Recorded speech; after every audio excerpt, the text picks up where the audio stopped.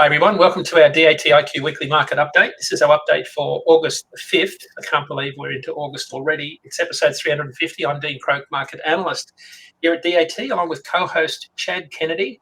Chad, you've been at OTM last week. What did you find out about what's happening in the market there? Yeah, Dean, it was a good show. If those of you that might not be aware, OTM is Oracle's transportation management software. So they had their annual conference. There were about 450 people. It was up by about 140, so pretty good turnout. Mostly shippers, and then a lot of folks that integrate with Oracle's TMS system were there. But we just released our integration of rate view rates into OTM so shippers can see those when they're procuring spot for rates and things like that. So yeah, it was a good event. I think that definitely the theme now that you're seeing more and more at software companies is, how do you make my processes more efficient, automation, that sort of thing. Yeah. Do you think that's keeping the rate market flatter, more predictable? Yeah, maybe a little bit. Yeah, I mean, I think, well, this is just launched. I think that our piece at least, but I think, automation in general, I think it will maybe start to settle things a little bit. I mean, things have been so settled for so long. Yeah. Hopefully we'll get some turnaround here for carriers and brokers. All right. Excited to have Ray Lampkins on. Host of the podcast That's Delivered. Ray, I've been on your podcast a couple of times now, I think. Yeah. Welcome to the show. Oh man, it's great to be on the show. You guys do a great job, and I'm honored to be here with you guys. Yeah. For those that don't know you, tell us a little bit about yourself and what you do. Well, I'm a truck driver. I still drive, but I decided to start a podcast. I talked it over with my wife. I said, hey, man, let's see if we could do this. And so she works with me. She's my producer, Tara Lampkins, too. So she does a great job. She's in sales. Her background kind of helps keep me going with the communication and all that stuff. So, but I get to show up. I get to be on the camera and talk to people. And I get to be on the microphone. I think it's a great honor to hear their stories. So I thought about it. I said, hey, man, what is it that people do? Well, they deliver themselves every day. They show up and they produce something for people. It's their hard work. So I want to showcase that and talk about it. And you were one of those individuals. So you made a good show, and you talk about all those great things you did out there in Australia and help people with sleep. I mean, that was amazing. Yeah. I guess there's a whole lot we couldn't talk about on air about Australian trucking, but sleep was one of the reasons that got me here. In fact, lack of sleep and running off the road and losing a few drivers on my watch and having to tell spouses that their husband had died. Pretty traumatic stuff what truckers go through out there. The fact that you still drive is amazing. Now you've got to start work tonight, correct? I do. Yeah. I got to go in, be there 8 o'clock p.m. sharp. Yeah. What's the run you do? This one, it's off of the extra board. So it's anything that maybe a person's going on vacation. So I'll be covering that. So this week I'll be doing what they call brown work for UPS. So I go up north and do some of their swaps, trailer swaps. And then I'll go out probably and do some other stuff like go to pick up airport loads. Sometimes I go out, do the 48 states. I'll be doing that the week following. So you get to go to quite a few different hubs, maybe Utah, Texas, Florida, Atlanta. So yeah, it's kind of fun. Will they give you a $389 Peterbilt to do that? I wish. That's my dream. Mine's sitting around. If you could get that, I'd let you drive that. You'd be probably one of the few people I'd let drive it. But oh wow, yeah, I'll do right by you. Yeah. All right, let's dive into the show. Lots to talk about. We're going to get back to Ray a little bit later. Let's talk about some of the key things we're seeing in the market at the moment. A couple of headlines, only 4 today. Spot rates, as always, kind of uniformly flat across the board at the end of month. Normally, we see a little bit of a bump around higher volumes. Volumes are only up slightly at the end of July. Load posts are up about 5% week over week. But about 15% year over year. So a little bit of super seasonality there. But within about 4% of the long-term week 31 average for load post going back to 2016. So up slightly, but nothing dramatic. Capacity, we looked at some of the FMCSA data that came out last week. New entrants, new authorities down about 6% month over month and 10% year over year. Carrier exits accelerated. They increased by about 4% and 15% year over year. The net change between carriers coming and going in the smaller side of the market was negative for the first time since February at about 780, I think it was. We had about 7,044 carriers leave the industry, what we call revocations of authorities. That's very close to the average of the last 18 months. Other big news last week, the ISM PMI came out, the manufacturing index down slightly. This marks the 5th consecutive month of contraction in the US manufacturing sector. Probably more alarming for carriers is the new orders index contracted for the 6th straight month. Survey respondents painted a picture of caution, defensive business planning, with most seeing no near-term recovery in customer demand. Continue to manage costs and employment levels carefully. Supporting that negative sentiment was the ATA tonnage index for June, dipped slightly, down about 0.4%. So the long-form version of today's market update will be out this evening at dat.com/market update. All right, let's dive into some of the numbers. Dry van load to truck ratio increased to 6.89 on the strength of a 4% increase in load post volumes. Capacity tightened slightly. There was a slight decrease in carrier equipment posts last week, so that's sort of partly explains the higher load to truck ratio at 6.89. In the refrigerated sector, load to truck ratio increased to 11.95 on the strength of a 12% increase in reefer load post volumes at month end. Again, no surprise there, seeing a higher volume of freight moving as shippers clear their docks at the end of month. And in flatbed, similar scenario, load to truck ratio up 14% to 24.83. There was a surge in load post volumes last month, up about 14%. Let's have a look at our year over year look at spot rates. I've removed some of the pandemic years just for those that haven't caught up on the news, 2020, 2021, 2022, so you can get a little bit more of a sense of what seasonality looked like in the rate charts. I found that the pandemic years were creating a little bit of noise and you couldn't really see the seasonality and where rates were heading. So as you can see here, dry van line haul rates mostly flat for the second week at just over $1.65 per mile. That's excluding fuel. So they're line haul only, about 2 cents a mile higher than the same time last year and 2023 also. On our top 50 lanes measured by load volume, rates were down a penny to $1.99. That's still about 34 cents a mile higher than the 7-day rolling average. And in our bellwether Midwest states, there's 13 of them that represent about 46% of our national loads moved. They often indicate future national trends. Rates were flat on a slightly higher volume. Carriers in those states earned an average of $1.86 per mile, excluding fuel, same as it's been for the last couple of weeks. It's about 21 cents a mile higher than the 7-day. Having a look at our refrigerated market, briefly, rates were flat for the second week. They were about $1.96 per mile, identical to where they were in the last 2 years for week 31. And in flatbed, for the second consecutive week, the national average flatbed rate was unchanged at $2.06. That's about 8 cents a mile higher than the same week last year. And as you can see on the chart, sitting about 7 cents a mile higher than in 2023. Let's have a quick look at our short-term forecast before going to Chad to talk about the contract freight market. This is our short-term forecast for the spot market out 35 days using RateCast. That's in green. It's bounded by upper and lower error bands, yellow and red. The blue, of course, is the historical 7-day rolling average of loads moved over 550 miles, so the actual rates that carriers submitted. Let's start with dry van. Dry van spot rates, according to RateCast, up about 2 cents a mile out to September the 6th. So we're starting to see some of that early seasonality that we see where rates start to improve in September. Low case has rates down about 4, high case up 9.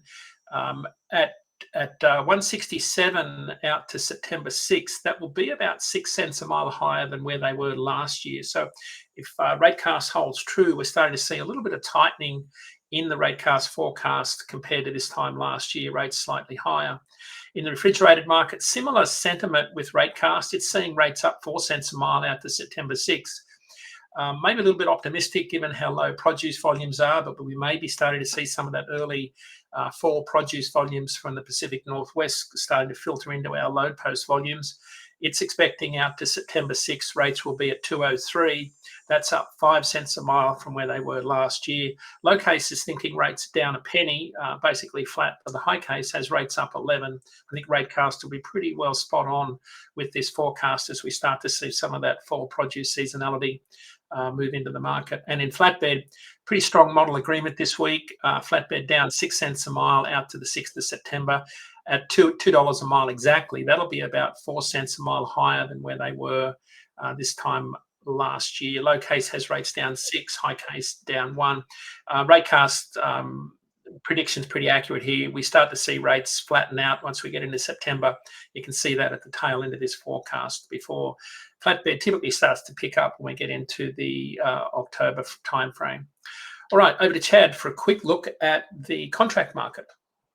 Thanks, Dean. So everything Dean just covered is from a broker to small carrier spot perspective. This is from a shipper to broker and carrier contract and spot perspective. So we look at that relationship between the two as an indicator for how the market's changing. So this first metric here for dry van is weekly going back to 2016. This is our spot premium ratio. This measures the difference between spot rates and contract rates as an indicator to where the market is. When it goes above 0%, that's a signal that the market is tightening.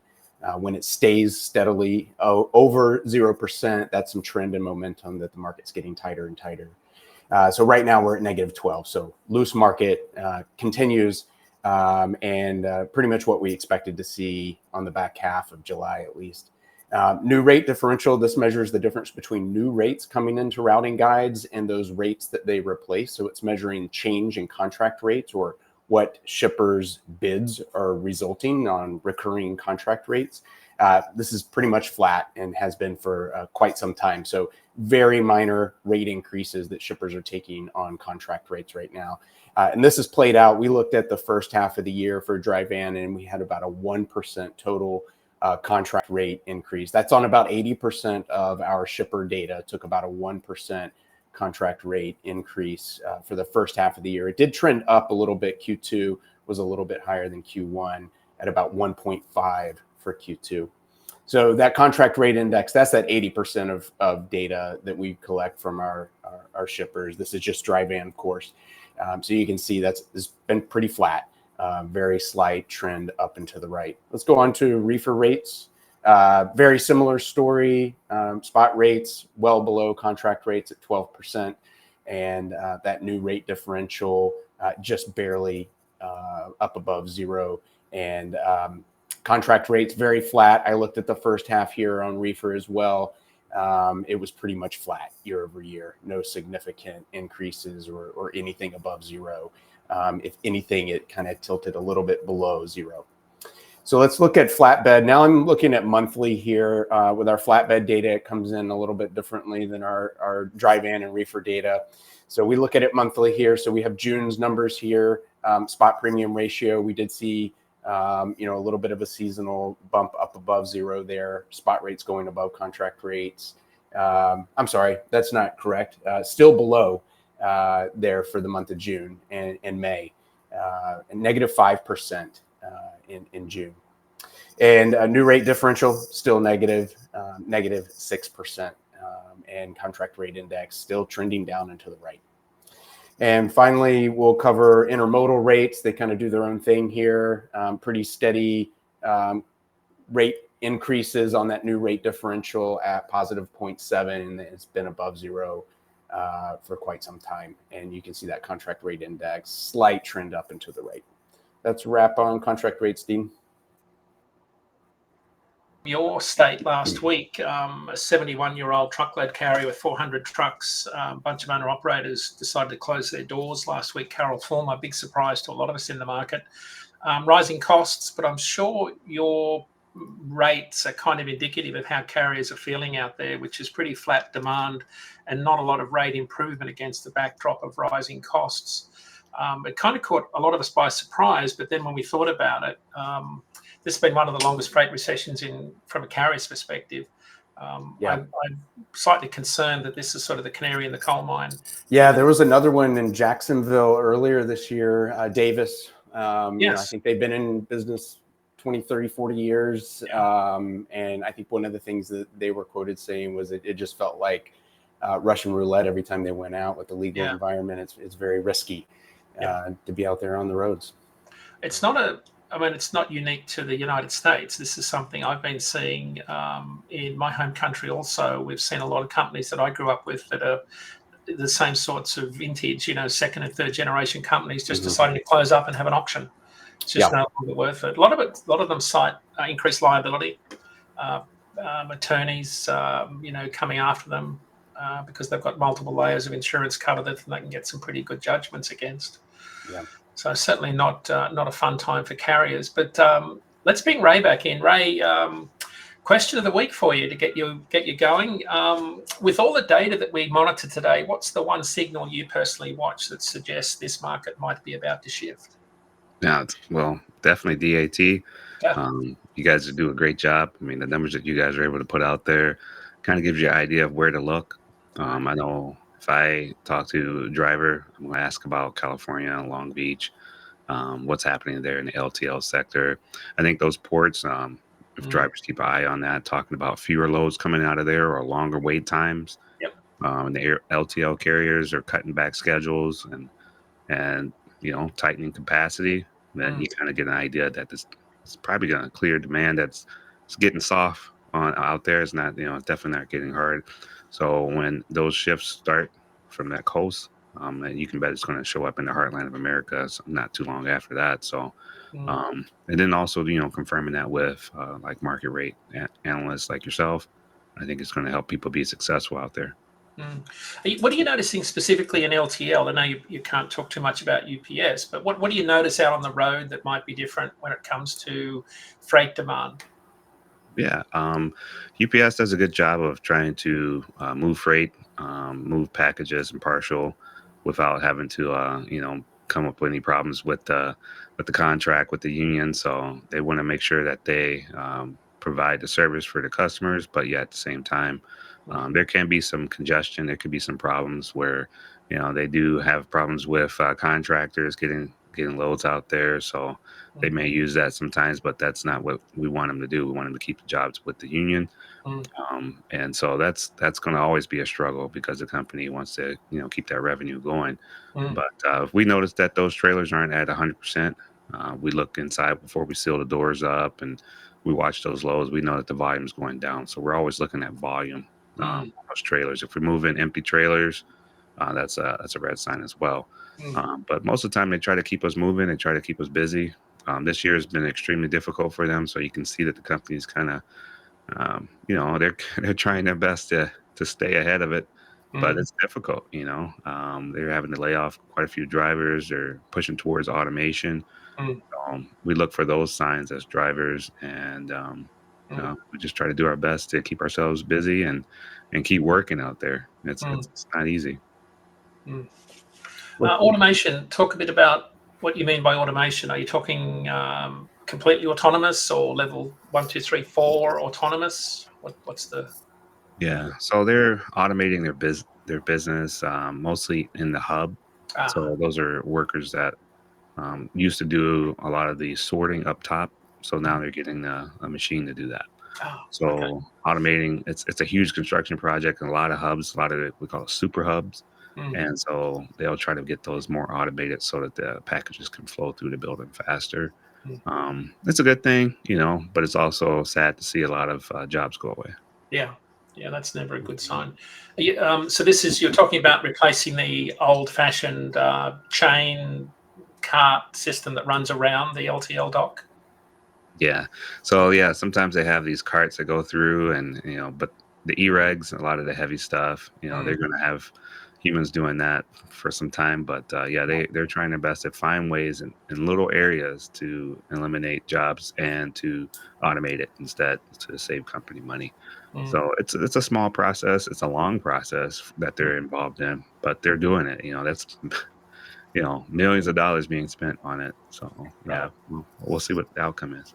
Any recent changes inside the truck from a technology perspective? Not yet. No. I did a lot of CNG crossovers for that. Making sure that they are able to get trucks out there, and not too much right now in the cab. Yeah. The compressed natural gas unit behind the cab. When you say crossovers, what do you mean about crossovers? Yeah, so if you have diesel, they run faster. Don't have to you don't have to fill them up as much. But yet, they Right. want to move over to something that's more green. Got it. So yeah, got to be careful with those, because they're more volatile in the winter. The cold weather does wreak havoc on them. But yeah, diesel is still supreme. Hmm. But yet they'll try to cross over to other national resources to get those trucks moving. Yeah. I worked at Circadian Technologies for many years. We did some projects with Roadway before they went through their multiple iterations. But we were at Harrisburg, PA, and did some studies there on some of the line runs. And we kind of concluded that LTL night runs, even though they're only 9 to 10 hours in duration, had some incredible levels of fatigue risk. Boring, monotonous, same route, not a lot of variation, nowhere to sleep, no sleeper cab, like pretty basic equipment. How do you find running at nights? Because I think LTL night runs are arguably the hardest that any trucker can do, because you're on a fixed schedule and you've kind of got this time pressure to be out and back. Yeah. Yeah, you definitely want to keep the service up. You don't want to be on the ramp sleeping. So you want to make sure you kind of got your rest when you're going in. But for Yeah. me, night driving has always been my strong suit. So Okay. I kind of love it. So You do? sometimes the things you love can be bad for you. Yeah. But yeah, it's around 3 o'clock. It gets kind of difficult. Yeah. So you got to make sure you're ready to keep those eyelids open. But yeah, it has to follow some of the advice that you're putting out Yeah. there. Is get those sleep segments. Yeah. That's going to be huge. Make sure you eat right. Yeah. Sometimes food can make you sleepy. Yeah. But yeah, I want to make sure you get to those points and get the load delivered. And then from there, there's decent amount of time where you can take a break and then you can Yeah. find a place to sleep. Good for you. Yeah. So talk about the podcast. I've been on the podcast a couple of times. Fascinated with how that works. But what's sort of like, who's up next on the podcast? What's your plan? Oh, thanks, man. So yeah, I got quite a few backed up and scheduled. So I'm very blessed to have people be on the show. So the show goes out once a week. Sometimes I'll throw in something extra, something fun with my co-host Manny G. We'll talk about what's going on in the world, have some fun, some laughs. But mostly, yeah, if I can find individuals that want to share their story or what they're doing professionally, Yeah. we can showcase it. I I think was- there's a lot of good people out there doing great things. So I love storytelling, how people got into the industry. I think it's Yeah. huge. I love the headline of your previous one: Chrome Squirrels and Family Ties. What's Club Twiggy? What's that? Yeah. Well, when you're scrolling on your phone, sometimes the algorithm sends you stuff that you're like, what is this? And I would Right. see this squirrel, skiing on the water. And I'm like, what is going on? So my wife said, they're in town. They're here locally at the Mall of America. So I'm like, what? Right. Let's go see them. And I went to see them, and we had a lot of fun and laughs. And come to find out that her father was a truck driver. So I said, hey, let's talk about it. Let's get him on the show. His name is Hollywood, and he's got a lot of great stories from back in the day in trucking. So we just did a show together, and man, yeah, it was fun. That's cool. And you've been on Road Gang Radio with Jimmy Mack, Yeah, that's a great crew. isn't it? The information that they put out there, I think people should tune in more. Yeah. If you haven't, but they're talking about a lot of great things on there about the future of trucking and also some other things that people have on their mind, like politics. Yeah. It's a great show. I'll be on this, I think Thursday morning at about 8 a.m., maybe 7:30 a.m. Eastern with Jimmy Mack and Dave. Fascinating people. I've learned so much about American history, particularly trucking history, through Dave Nemo, who's been on radio for 50 years. Yeah, back in the day when it was AM radio, and that's all truckers listened to from midnight till 6 before it became serious. It's a good show. Yeah. What else can we chat about in terms of podcast? Is there any particular theme that you're looking to work on, or is it mostly highlighting the drivers and people in the industry? Yeah, if you have an inspirational story, some people are doing great things behind the scenes. I got to have Jenny Burton on. She talks about all the great things she's doing with individuals that are going through incarceration, helping those people to get back out in the work environment. Right. Trucking's a good place to start. If you can get your CDL Mm. and drive truck, you can probably change your life for Mm. income wise for the better. So Mm. just talking about great things to keep your mind healthy. Mm. Um, I think that's great because when you're out there in the truck, you can be all alone, thinking about this, thinking about that. So, I have another trucker that comes on. He likes to get on TikTok, and he talks about his story about how he inspires people to get into the trucking field. He's helping out with hazmat. He's hauling Right. that. So basically, anybody could be on the show. Mm. And hey, if you're producing the show, if you're hosting the show, if you're out there just trying to inspire people and bring in Mm. good energy. Mm. I love to hear about it. I love to tell their story because that's what got me through COVID. Yeah. Was listening to people's stories, and Mm. you got to think about what they're going through each and every day. Mm. So, we can continue that story. We don't have to wait for So, the big DAT. question: are you a CB radio guy? Hang on, you went quiet. Did we lose Ray? Yeah, it looks like we lost Ray. It was convenient with Yeah. the top question. He'll dial back in. Chad, what are shippers telling us about what the market looks like for the rest of the year? Cautious optimism? What's sort of the sentiment? Yeah, I think cautious optimism is a good way of putting it. I think that, the lack of rate increases that they've had to endure over the last year have been a little bit of a surprise. I think that, looking forward to Q1, Q2 of next year and, kind of more wait and see, like we've kind of been in this cycle for a while now, right? Every year we come into the fall, it seems like we think Q1, Q2 will tell us, when the next turn will be.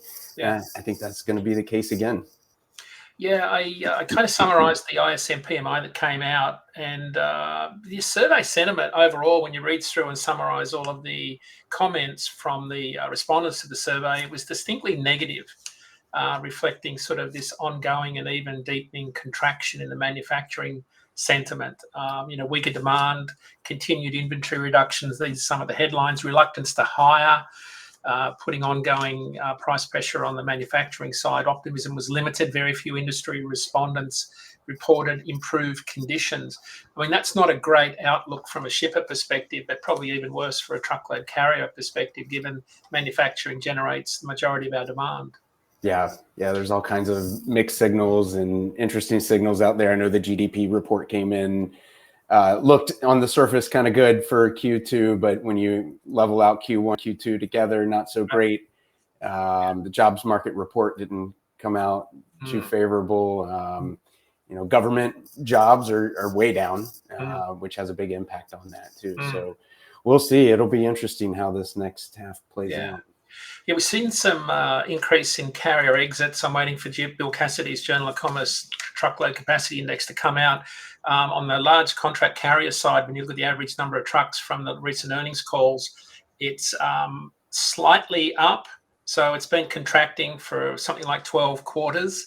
In terms of average trucks on the road each quarter. It's starting to flatten out. So maybe large carriers are starting to see the bottom. We're starting to see an exodus of small carriers out of the spot market.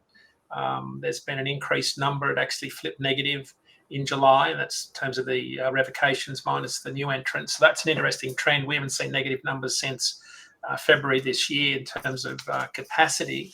So we might be seeing a capacity tightening in this half. Yeah, that'd be good for the industry. I think it's unfortunate the way it has to happen, but I think the slower than we hoped produce season. Fuel prices have been on the rise. I think that's hurting carriers. Yeah, up about 36 cents in the last month or since June the 2nd. They're starting to flatline and come down a little bit. So hopefully the Middle East pressure. So it doesn't look like Ray can come back. It's interesting that he dropped out about the CB radio. Yeah, it's a shame. Yeah, I think I might have got him there. Yeah. Convenient. Yeah. All right. Anything else, Chad, that you're looking at? No, I think that covers it for me. That covers it. Yeah. All right. A couple of shout outs. The ACT Research Market Vitals Conference is coming up August 21 in Columbus. Professor Kaplis on the podcast Freight Vine that's out this Thursday.